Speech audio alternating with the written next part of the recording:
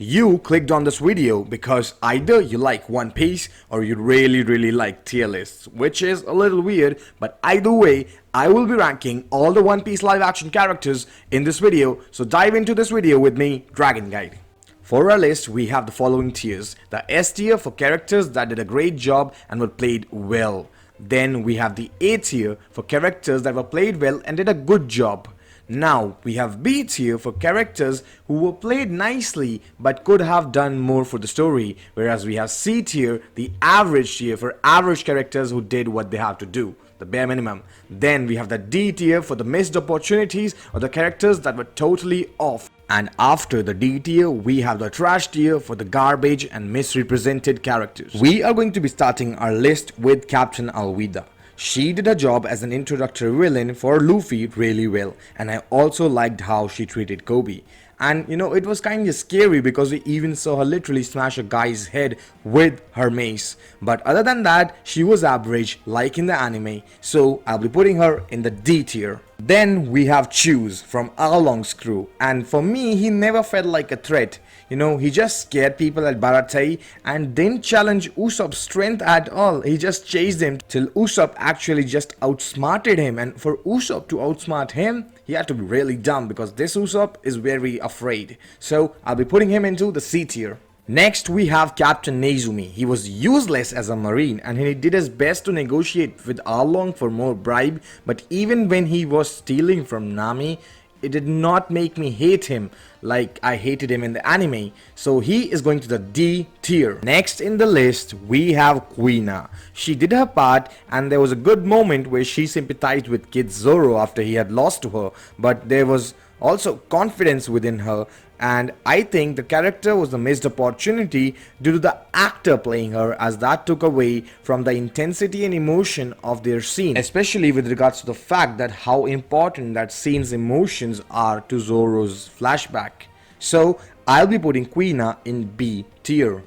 Up next we have Kuina's father Kushiro, and he did his job just right. He did not cry on Kuina's death, copy pasted from the anime. He played his part, nothing more, nothing less. That's why he is in the C tier. Next we have Kid Luffy, and for me, I know I might be being a little harsh on the kid, but he felt more annoying than brave or childish like Luffy is supposed to feel.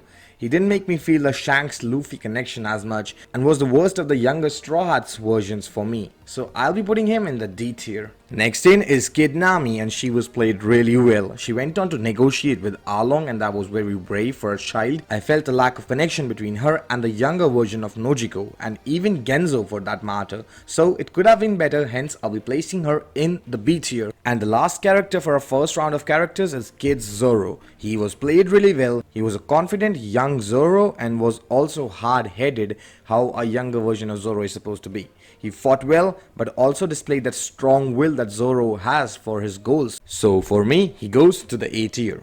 Next up in the second round of characters for us to rank is Genzo, and he was the biggest missed opportunity for the Arlong arc, as neither his bond with Nami or his knowledge of her mother was shared with Luffy.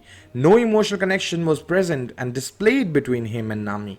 The character was sidelined so much, and that was one of the major reasons why I as a viewer did not care much about Kokoyashi village as a part of the story in any shape or form. That's why I thought I would place Genzo in C tier, but I had to be truthful and place him in the D tier. The next character is Sham, and she was more of a joke as a villain and played off really well of Buchi, her fellow villain, and she did a decent job keeping Zoro busy in their fight. But apart from that, she played her part as usual and was a secondary foil to Kuro, so she didn't have much importance, and that's why I'll place her in C tier. Up next, we have Captain Axehand Morgan, and he was well casted, seemed like a decent captain. He was not as feared as he was in the anime, didn't also seem as self-obsessed, and his posters were not utilized to handle that side of him like in the anime his statue was. He was not also as ruthless as I thought he would be, but he played his part, and as the first major boss of the story, it was still a little meh, but C tier it is. Now we have Yasop, Usopp's dad, and he was aptly casted. He showcased his shooting and sniping skills well, he made jokes and laughed, and he was faithful to the source material. Why? Because he was a useless father like he was in the anime. So for that, Yasop gets A tier from my side. And then we have Lucky Roo. Aptly casted, he ate like he did in the manga and had a clearly joyous and laughing personality. He shot how Shanks wanted him to, and although not much in the story, he did justice as a character when he was. And best part, he had a meat bone in his mouth, in his hand, all times whenever we saw him. So we have to place him in the A tier. Accurately adapted from the comics. Next up we have Higuma the Bear, the Mountain Bandit. And he could have been a bit more menacing, I will agree, but he could also have been more worse to Luffy to establish an impact for the scene when he is eaten by a Sea King. So for that reason, I will have to place him in the C tier. Up next is Makino, and for me personally, she lacked the warmth in her voice for Luffy and sounded confident against Higuma. But she did her job in the story, so I will place her in the C tier. The last character for this round is Kabaji, and he had followed Zoro to avenge his brother, which he said he will, but never did. So he was never a threat, he was useless and dumb as a potential opponent for Zoro, and that's why he should be heading to the D tier, but I will send him to a better place, the trash tier. Next up is the Pirate King Gold D. Roger, and he looked the part, he played the part well, had the wicked Roger smile that I remember from the first episode of One Piece, and it seemed like he could have done a better job for the audience, and played off Garp better, played off his execution audience better. But apart from that, I think he will grow on me as a character just like Roger originally in the anime did. So for now, I'll be placing him in the B tier. Next up is the big bad of East Blue, Don Krieg, and he was used as fodder to showcase the difference of strength between normal pirates and Mihawk. He didn't have much to do unlike the anime and served his basic purpose as a character, so the best he'll get is a C tier from my side. Next up is the first mate of Shanks, and Ben Beckman. I hated him the most. It was so bad when it comes to casting, and it is as bad as it gets. And he didn't act as cool or composed as Beckman is supposed to. He didn't seem like for once like the first mate on Shanks' ship. He was poorly played, no significant moment. He was not like Lucky Roo or Yasop too. Totally a missed opportunity, but also a wrecked one. And trash tier for this version of Ben Beckman. I just didn't like him. Up ahead we have Arlong, the season villain. The villain of the season, however you'd like to put it. And he was good. He had a menacing presence, he looked greedy, he looked strong, he looked selfish, he had a great voice, he played it well. It was a great performance overall, and I have to say, for those very reasons, he will be going into the S tier and be the first one to do so. Next in line is the Black Cat's Captain Kuro, and he is same as Arlong. Looked, played and sounded the part. Like the anime, I wanted to punch him in the face for being snobby to Luffy. I loved how he totally inflicted torture to Nami and Usopp and Kaya, and even killed Mary. So for the first one to ever get a kill in the series, S tier Kuro. Here we go. The hero of the Marines, Vice Admiral Garp, is the next entry in the list, and he had a lot more to do than the original source material. But for some weird reason, he did not feel like Garp the hero.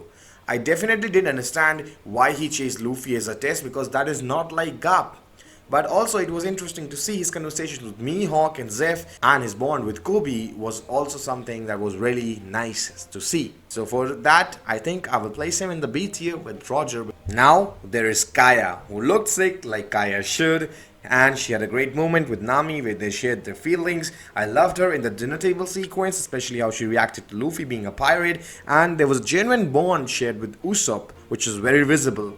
A little too visible, if you know what I mean. And then she played her part and did it well. Especially how she grew as a character through her episodes. That was really nice to see. So that's why I think I will place Kaya in the A tier. Up ahead we have Bucci. He was a good secondary foil. He was funny at times, stupid and dumb too, as per his caption, and he kept Zoro engaged in a good battle, and I love how much he hated Usopp. But even then, he will get at best a C tier. Now we have Bogart. He was played really well. The source material does not have a lot to go off for Bogart, but he did his job as Garp's second in command really well, and he looked cool while doing it. So hence we have to put him next along his boss in the B tier.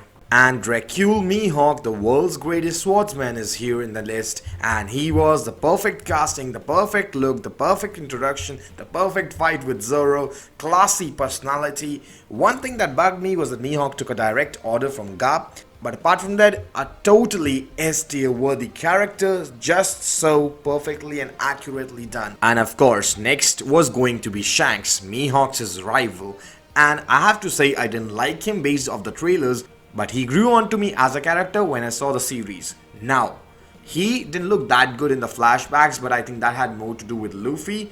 And his best scene for me was when he meets Mihawk in the end of the series, when Mihawk brings in Luffy's poster.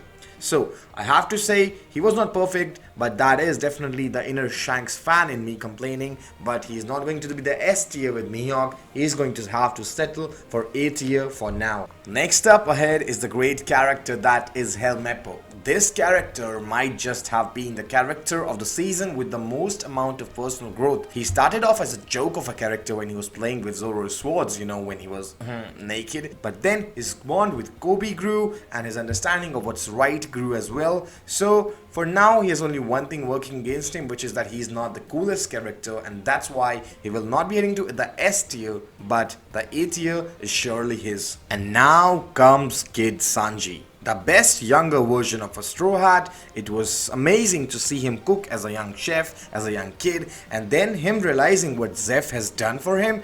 It was perfectly executed, especially when this isn't even the most Sanji focused arc in the series. So for that, I will have to give this kid an A tier that he deserves. And next up is Nojiko, and I have to be honest, I did not like her. Her lack of warmth for Nami and her friends. My in general take is that the version of Nojiko that we have was not the kind of elder sister like her version in the anime. And that's why for me she failed to capture the core of the character to the point that she goes into the trash tier for me for mischaracterization. Next up we have Kurobi, a good right hand man. For how long he shocked Sanji by not flinching to his kicks and was a good foil for Zoro and Sanji to team up against. He did his part and was a henchman, a regular old henchman, hence just a B tier for Kurobi.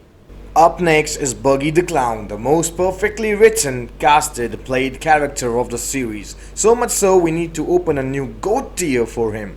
How he forced people to laugh of Orange Town and the damage he did to that town, it was superb. His banter with the Straw Hats was great. It felt like a threat and a joke at the same time. Perfect, just perfect. Especially for the torturing Luffy when he did that, that was great too. So the GOAT tier for Buggy. I mean, I think he was the best character in the show by far. The next character is Zeph, and he was done well. I especially loved him in the flashback with Sanji and how passionate he was all about All Blue and his conversations with Garp about Luffy. Zeph felt like Zeph should be, and also with all that, he still aced his relationship with Sanji. Definitely an A tier character for me.